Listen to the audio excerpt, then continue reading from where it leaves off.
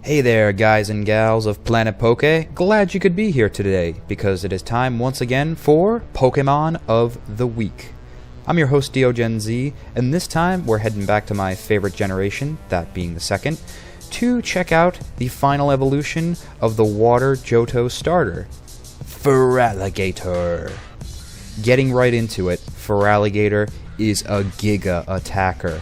Now, comparatively to the rest of the Pokemon and their abilities and their stats, this one's only classified by Smogon as rarely used. Now, if you watch the series consecutively, you'll know that I said originally I didn't want to do any type of tier classifications because oftentimes they differ from place to place. But Pokemon Online is mainly a European-based server, not that it matters, wherever you are in the world you can access it, and Smogon, it still seems to be the #1 pillar of classification for which Pokemon enter which field.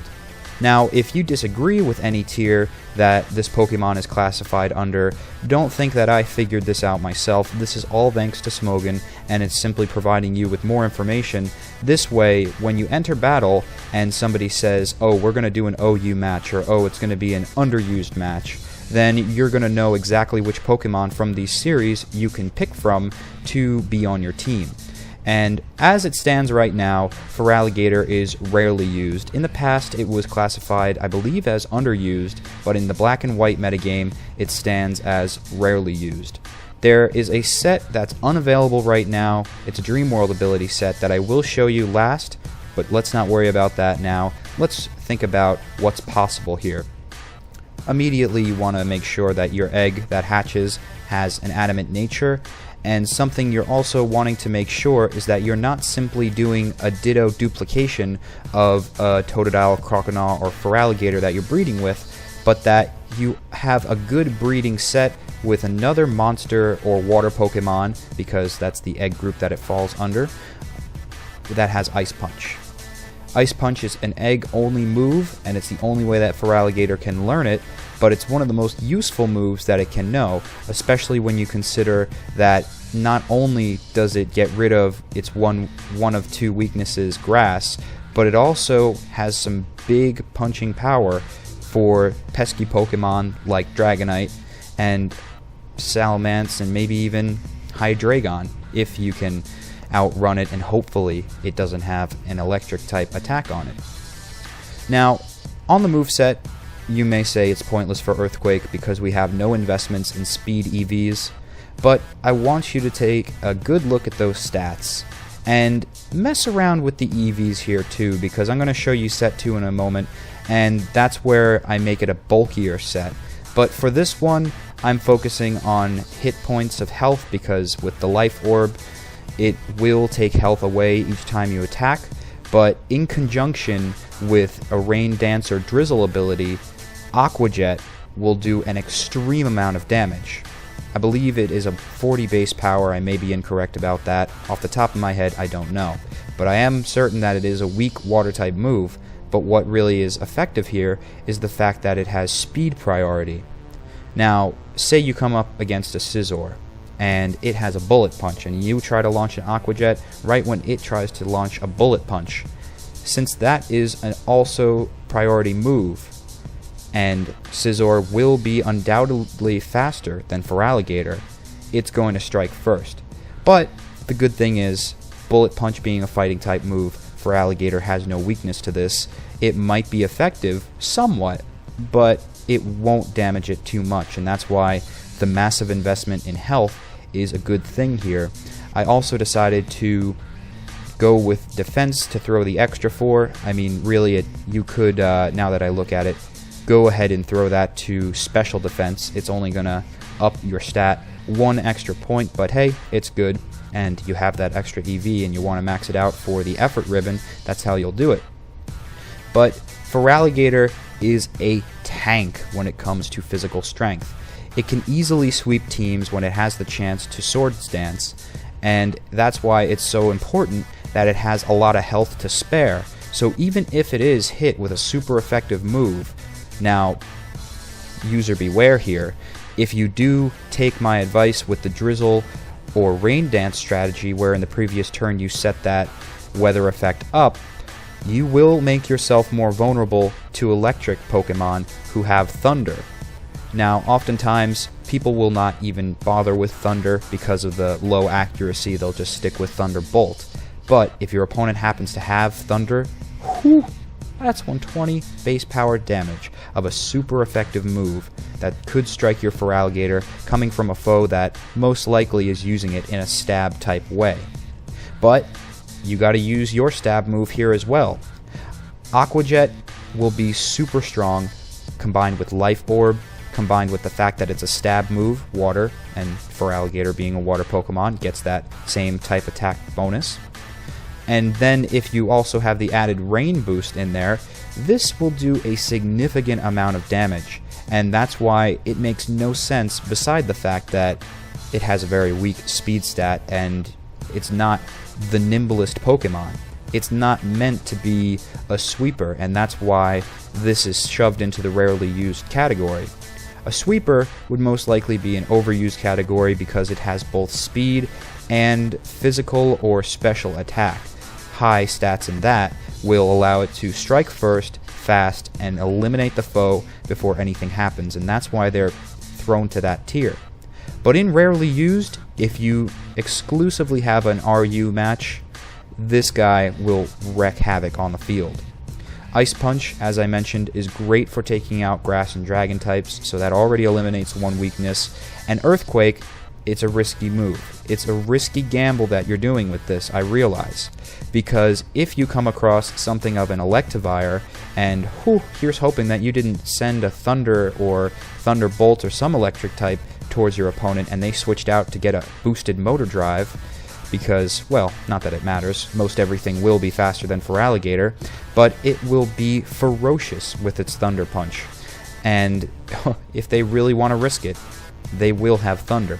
And if you have the Rain, it will undoubtedly strike every time. So Earthquake, kind of a risky move, but if you can withstand the electric maneuver that they may pull on you, Earthquake can eliminate the field of any other pesky electrics.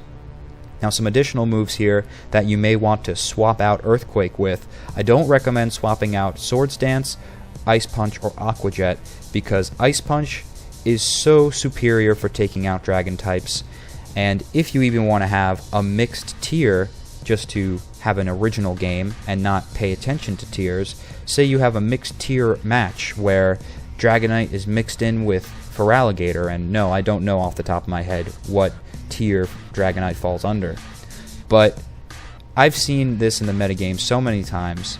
People will take the time to do a Dragon Dance before using any of Dragonite's moves, and that makes sense. It really does. It's just like when you enter the field with Feraligatr, you want to get that Sword Dance up as fast as possible.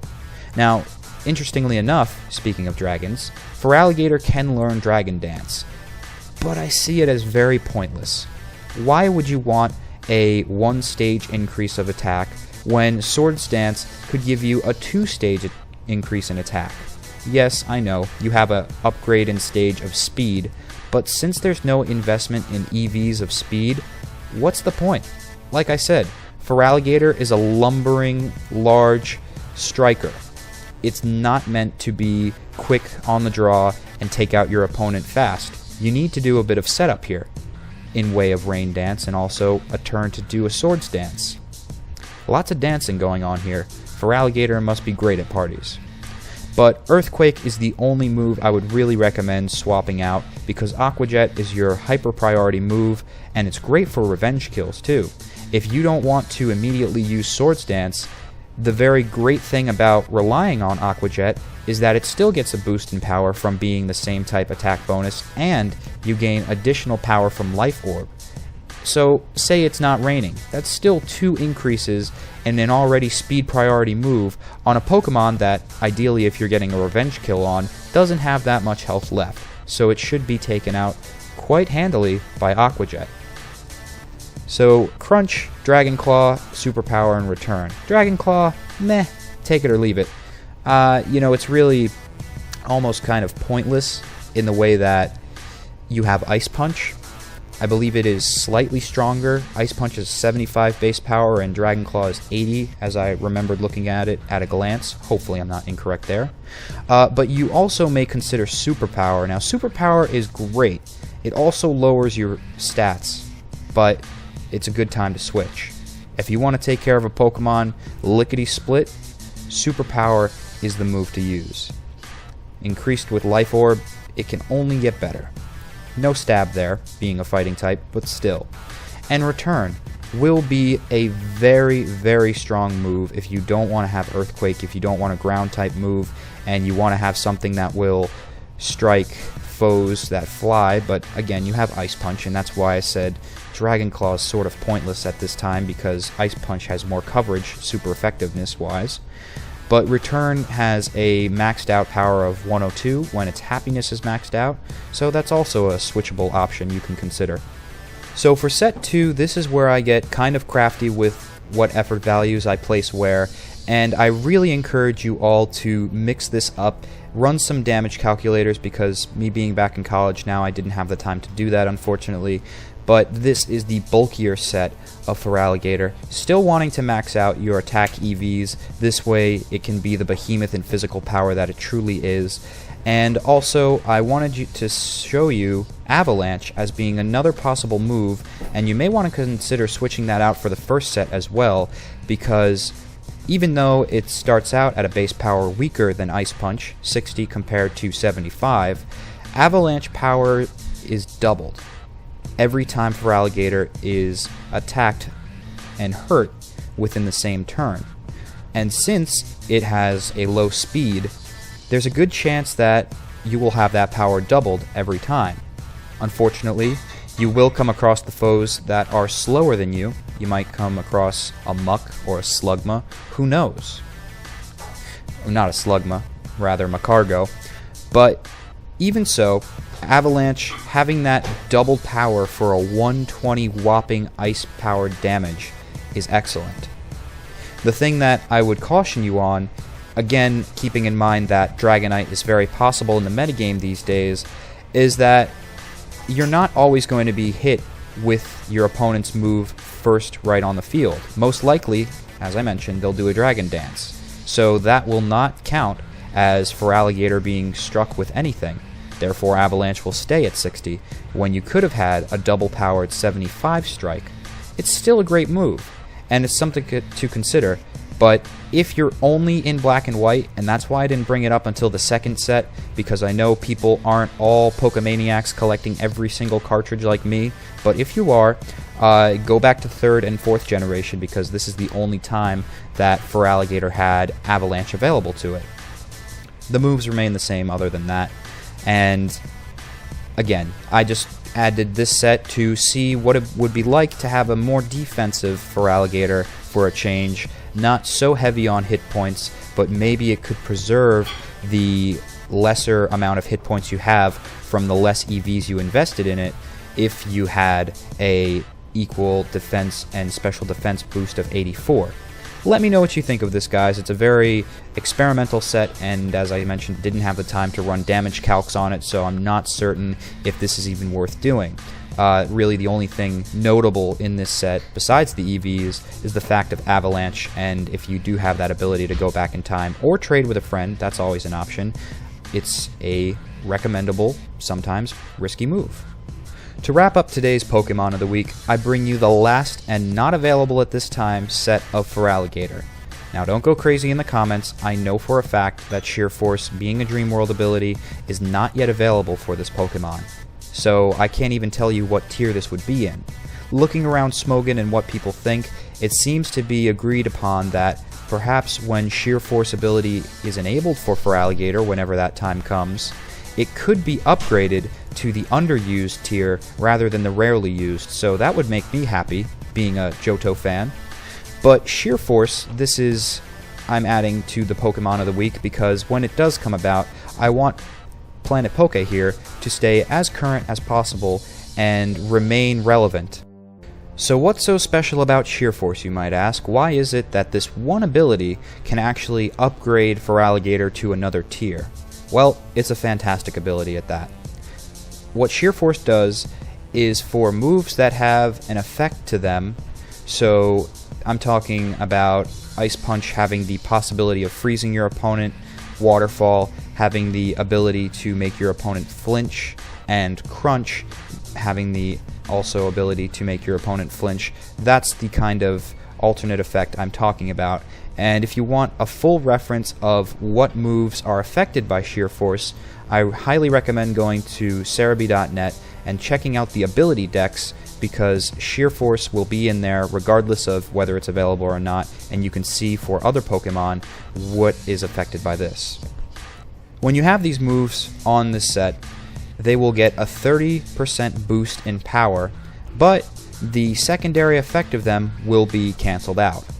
All I say to that is, big who cares? Feraligatr here is not a supporter. Feraligatr is not specifically meant to inflict status damage or make it more difficult for your opponent to use their moves. If the secondary effect, which is really up to luck and chance and ratios, if that doesn't activate, which normally it doesn't, you have to get lucky to see that happen, then who cares if that effect is gone? A 30% increase in power. And not only that, there is yet another effect of Sheer Force. And I read this directly from Serebii, so if I get this wrong, please do clarify, because I'm pretty sure that this is what it means. Life Orb does not take away health, only on the moves that get those 30% increase in bonus. So that's fine, because Swords Dance is not going to take away health, because it's not a striking, attacking move. It's not special attack or physical attack, so that won't affect it. And the rest of the moves on this set are all under the stipulation of Sheer Force, so that they get the 30% boost of power, and they get Life Orb increase, but Feraligatr doesn't lose any health. So that is the beauty of this set 3 that is to be whenever the Pokemon Company decides to release it. The additional moves are all the moves that also fit under the stipulation of Sheer Force, with the secondary effect Rock Slide, possibly making your opponent flinch, Body Slam, possibly making your opponent paralyzed, and Metal Claw, if I have this right, lowers defense. Haven't used Metal Claw in so long because it is a weaker move. It's a 50 base power, but Iron Tail is less accuracy, so I wouldn't risk it. And if I am correct, I don't think that Iron Tail has any secondary ability. I may be incorrect. Haven't versed with a lot of steel types recently. But that is what you can look forward to in the future. Will Feraligatr be elevated to a new tier? I'm not sure. But let me know what you think in the comments below. What are you most excited to try out? Set 3, experiment with Set 2, or do the trustworthy Set 1?